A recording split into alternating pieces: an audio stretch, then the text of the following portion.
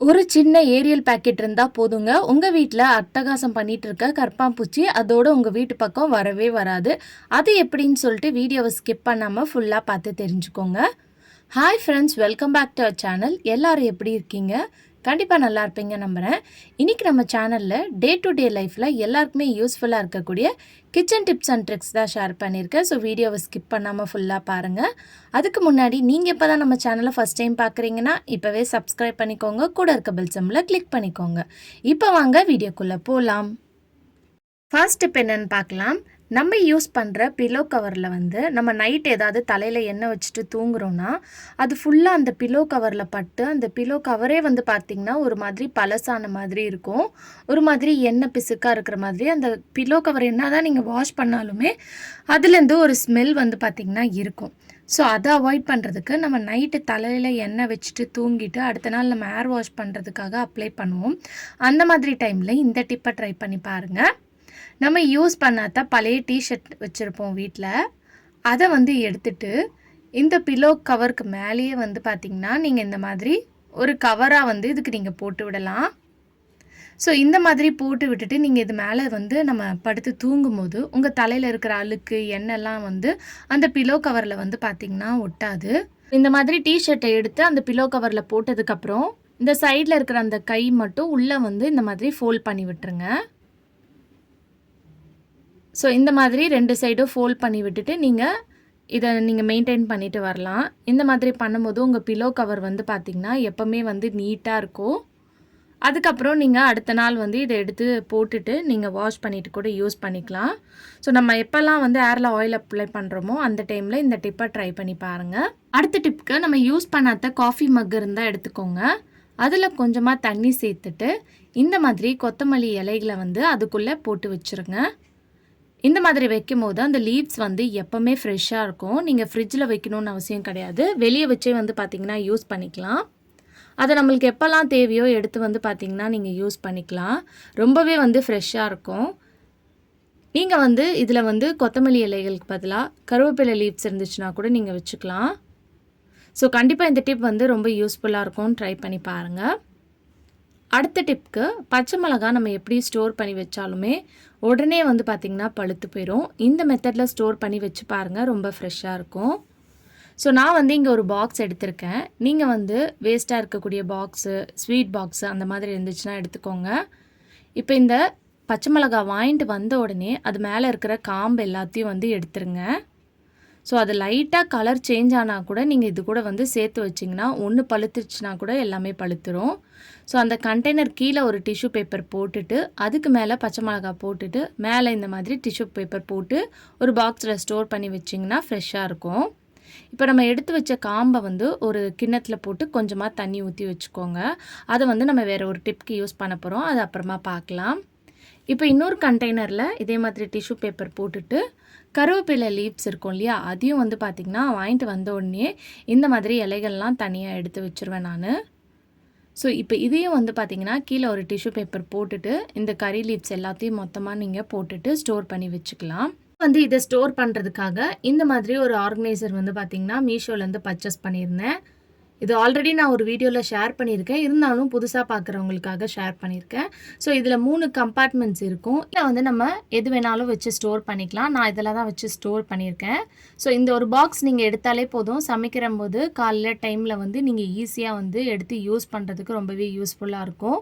So நீங்கள் இந்த மாதிரி பாக்ஸ் தான் போட்டு ஸ்டோர் பண்ணணும்னு இல்லை, நீங்கள் ஏதாவது வேஸ்ட்டாக இருக்கக்கூடிய ஸ்வீட் பாக்ஸ் இருந்துச்சுன்னா கூட அதில் இந்த மெத்தடில் போட்டு ஸ்டோர் பண்ணி ட்ரை பண்ணி பாருங்கள். அடுத்த டிப்புக்கு இந்த மாதிரி ஏரியல் பேக்கெட் சின்ன பேக்கெட் எடுத்திருக்கேன். நீங்கள் வந்து எந்த டிட்டர்ஜென்ட் பவுடராக இருந்தாலும் எடுத்துக்கலாம். இப்போ வந்து நீங்கள் யூஸ் பண்ணாத பிளாஸ்டிக் பவுல் பார்த்து எடுத்துக்கோங்க. சமையலுக்கெல்லாம் நம்ம யூஸ் பண்ணாத ஒரு பவுலாக இருக்கணும். இதை வந்து கட் பண்ணி வந்து நான் கொஞ்சமாக வந்து சேர்த்துக்கிறேன். இப்போ இது சேர்த்ததுக்கப்புறம் இது கூட வந்து நீங்கள் கோதுமை மாவு, கடலை மாவு, அரிசி மாவு எதாக இருந்தாலும் பரவாயில்ல, அதை வந்து 1லேருந்து 2 ஸ்பூன் அளவுக்கு சேர்த்துக்கோங்க. இப்போ இதெல்லாம் சேர்த்ததுக்கப்புறம் முக்கியமான பொருள் என்னென்னு பார்த்தீங்கன்னா கற்பூரம். இப்போ இந்த கற்பூரம் வந்து 2 கற்பூரம் எடுத்து கையிலேயே வந்து நீங்கள் பவுட்ரு பண்ணி நீங்கள் சேர்த்துக்கலாம். நீங்கள் கற்பூரத்துக்கு பதிலாக நாப்தலின் பால்ஸ் இருந்துச்சுன்னா அதை கூட நீங்கள் பவுட்ரு பண்ணி சேர்த்துக்கலாம். இப்போ இது எல்லாத்தையும் மிக்ஸ் பண்ணுறதுக்கு நம்ம அந்த பச்சை மிளகா காம்பு போட்டு ஊற வச்சுருந்த அந்த தண்ணி இருக்கு இல்லையா, அதை தான் நான் எடுத்திருக்கேன். இப்போ இந்த தண்ணியை வந்து லைட்டாக இதில் சேர்த்துக்கிறேன். சேர்த்துட்டு இந்த மாதிரி ஸ்பூன் வச்சு நல்லா மிக்ஸ் பண்ணிக்கோங்க. இப்போ வந்து பார்த்திங்கன்னா கொஞ்சம் தண்ணி ஆயிடுச்சு. அதனால இது கூட வந்து கொஞ்சமாக வந்து நான் இன்னும் கூட சப்பாத்தி மாவு வந்து பார்த்திங்கன்னா நான் சேர்த்துக்கிட்டேன். இப்போ இது எல்லாத்தையும் சேர்த்துக்கிட்டு நீங்கள் பால்ஸ் மாதிரி உருண்டை மாதிரி பிடிச்சிக்கணும். அதுக்கு முன்னாடி இதுக்கு மேலே வந்து லைட்டாக டெட்டால் வந்து ஊற்றி விடுங்க. ஸோ நீங்கள் வந்து ஃபஸ்ட்டே வந்து ஊற்றக்கூடாது. இந்த மாதிரி லைட்டாக பிசைஞ்சதுக்கப்புறம் இதுக்கு மேலே வந்து இந்த டெட்டாலை வந்து நீங்கள் லைட்டாக இந்த மாதிரி ஊற்றி விடுங்க. இப்போ திருப்பி இது எல்லாத்தையும் நல்லா சேர்த்து மிக்ஸ் பண்ணிக்கோங்க. இப்போ மிக்ஸ் பண்ணதுக்கப்புறம் இதை வந்து ஒரு குட்டி குட்டி பால்ஸாக இல்லை உங்களுக்கு எத்தனை பால்ஸ் வேணுமோ அதுக்கேற்ற மாதிரி நீங்கள் உருண்டைங்க வந்து பிடிச்சிக்கலாம். ஸோ உங்களுக்கு வந்து நம்ம சப்பாத்தி மாவு எப்படி பிசைவோமோ அதே மாதிரி தான் இருக்கும்.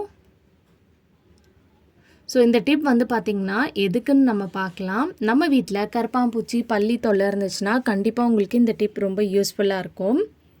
அதே மாதிரி இப்போ வந்து நான் பச்சை மிளகா போட்டு வச்சுருந்தேன், அந்த காம்பு போட்டு வச்சுருந்த தண்ணி இருக்கு இல்லையா, அந்த தண்ணியை கூட நீங்கள் யூஸ் பண்ணி உங்கள் கிச்சனில் கரப்பான்பூச்சி வராமல் பார்த்துக்கலாம். இந்த தண்ணியை வச்சு நீங்கள் கவுண்டர் டாப் க்ளீன் பண்ணும்போது இதில் இருக்கிற அந்த நெடி ஸ்மெல்க்கு வந்து பார்த்திங்கன்னா கரப்பான்பூச்சி பல்லி வராது. அப்படி இல்லைனா நம்ம ரெடி பண்ணி வச்சுருக்க இந்த பால்ஸை கூட நீங்கள் வச்சு யூஸ் பண்ணி பாருங்கள். இதை வந்து நீங்கள் எங்கெல்லாம் கரப்பான்பூச்சி பல்லி தொல்லை உங்களுக்கு இருக்கோ அந்த இடத்துல வச்சு விடுங்க. நான் வந்து கிச்சன் கவுண்டர் டாப்பில், அப்புறம் ஜன்னலுக்கு பேக் சைடில் வந்து பார்த்திங்கன்னா வரும், அந்த சைடில் வச்சுருக்கேன்.